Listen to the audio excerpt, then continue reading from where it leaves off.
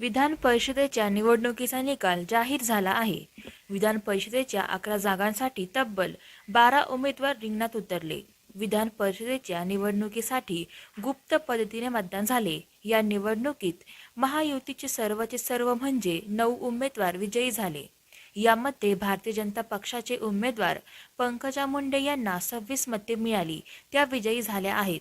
तर परिणय फुके यांना 26 मते मिळाली, तेही विजयी झाले. योगेश टिळेकर यांना 23 मते मिळाली, ते विजयी झाले.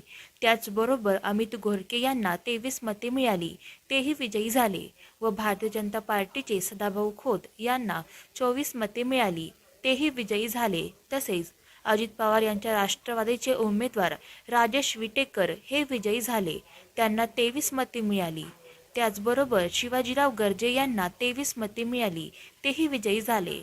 शिवसेना शिंदे गटाच्या उमेदवार भावना गवळी यांना 24 मते मिळाली, त्या विजयी झाल्या. तर शिवसेना शिंदे गटाचे कृपाल तुमाने यांना 25 मते मिळाली, तेही विजयी झाले. तर या निवडणुकीत महाविकास आघाडीला पराभवाचा सामना करावा लागला.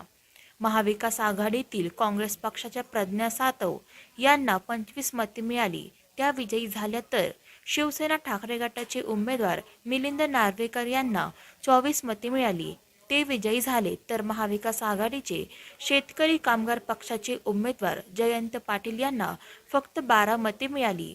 या निवडणुकीत जयंत पाटील यांचा पराभव झाला आहे.